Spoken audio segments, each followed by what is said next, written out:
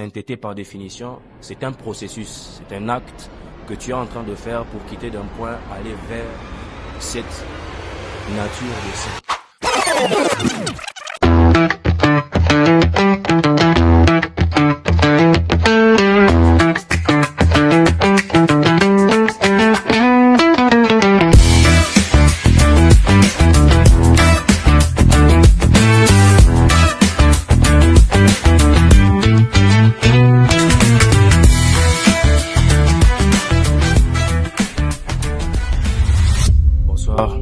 Ici avec vous Job, votre frère.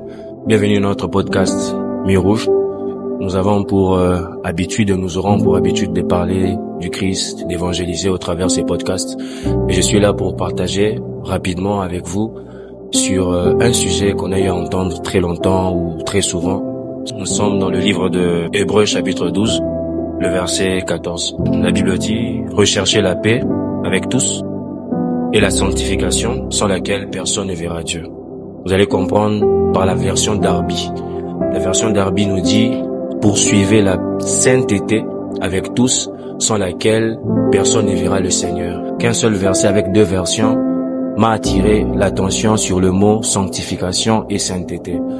La version Louis II dit de rechercher la paix et la sainteté, mais la version Darby dit de poursuivre la sainteté et la sanctification. Donc ces deux mots pour moi sont relatifs. Mon podcast va tourner sur la sanctification, qui est aussi relative à la sainteté. Pourquoi? Parce que j'ai beaucoup aimé quand j'ai lu une fois le livre de Lévitique, le chapitre 20, le verset 26. Dieu étant en train de parler, il a dit « Soyez saints comme moi, votre Dieu, je le suis. Je vous ai mis à part pour que vous soyez mon peuple. » Ainsi, Dieu a appelé son peuple à la sainteté, d'une manière de leur dire que vous pouvez atteindre la nature de sainteté. Donc il a présenté la sainteté comme nature. Mais dans le Nouveau Testament, on nous demande de poursuivre et de chercher. Donc il y a tout un processus. Et par définition, comprenez que je parle de la sanctification, mais je vais utiliser le terme sainteté parce que ces mots sont relatifs. Et donc je disais, la sainteté par définition, c'est un processus, c'est un acte que tu es en train de faire pour quitter d'un point, aller vers cette nature de saint. Par définition hébraïque, quand on prend le mot sainteté, on dit que sainteté veut dire kodesh. Et le mot saint, qui est la procédure de quitter d'un point à un autre, veut dire kados. Cette racine de mot vient du français qui veut dire séparer. Et quand Dieu parlait de la sainteté, disant à son peuple, soyez saints comme moi, autant il faisait allusion au fait qu'il pouvait amener ses peuples à la nature de sainteté. Autant il voulait aussi leur dire que vous êtes un peuple mis à part, parce que le mot saint voudrait dire être séparé. Certaines exégètes disent aussi que ça veut dire en séparant et purifiant. Donc ça donne toute la nature de la sainteté qui est propre à Dieu, lui donne le pouvoir et la capacité de purifier et de sanctifier quelqu'un. Mais je me suis posé la question, pourquoi quand la Bible dit dans Hébreux 12, 24 que rechercher la paix et la sainteté, dans la version Darby, elle dit rechercher la sanctification, sans laquelle personne ne verra Dieu. On conditionne la sanctification ou la sainteté du fait que sans ce passage, sans ce processus, il est impossible de voir Dieu. Mais la rencontre avec Dieu vient par ce passage qui est la sanctification. Pourquoi c'est sanctifié? Pourquoi ce mot sanctifié? Je l'ai dit au départ, la sanctification veut dire se séparer. Donc quand Dieu, choisissant son peuple, déjà dans l'Ancien Testament qui est Israël, il a donné à ces peuples une nature nouvelle d'un peuple élu, d'un peuple choisi, d'un peuple séparé.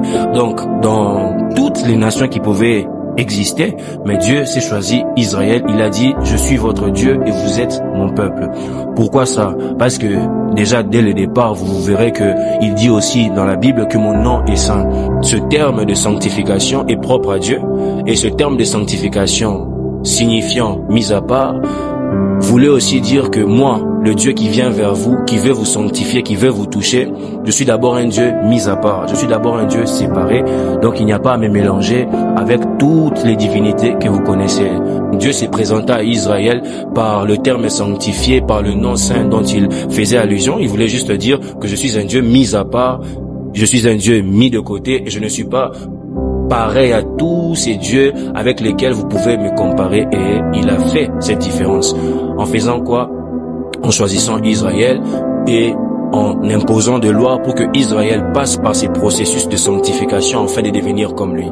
La gloire soit rendue à Jésus aujourd'hui dans le Nouveau Testament. Jésus-Christ est devenu cette porte qui nous mène vers Christ. Mais vous verrez que ce processus de sanctification est comme une croix que l'on transporte. Pourquoi je le dis? Parce que la sanctification, autant veut dire séparer, mais la sanctification aussi veut dire être positionné. Parce que quand Dieu prend un peuple, je prends le monde qui a 7 milliards d'habitants. Et dans le monde, Dieu dit, il y a mes enfants, il y a mes fils et mes filles. Donc, toutes ces personnes-là qui sont séparées du reste du monde. Ça veut dire que parmi les 7 milliards, il peut y avoir peut-être 1 milliard de personnes qui appartiennent à Dieu. Et ces personnes-là, pour Dieu, sont sanctifiées. Mais comme c'est un processus de quitter d'un point pour devenir et atteindre la dimension de la nature sainte qui est propre à Dieu, ça veut dire qu'on est dans le processus on est séparé. On quitte le monde, on quitte notre vie ancienne, on entre dans la nouvelle nature et tous les jours, on avance jusqu'à atteindre cette dimension de saint.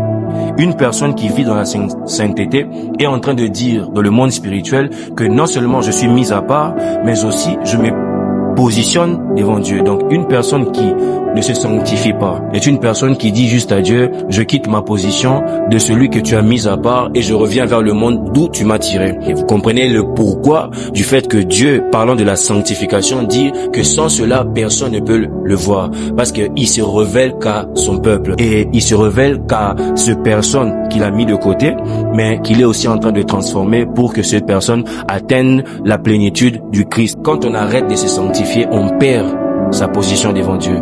On peut le voir dans le livre de Genèse, parce que Adam et Ève ont péché, ils ont mangé les fruits, et quand Dieu était venu à la recherche, en cherchant, en appelant Adam, il s'était caché. Ils avaient quitté cette position d'être face à face avec lui, où ils pouvaient le remarquer plus facilement.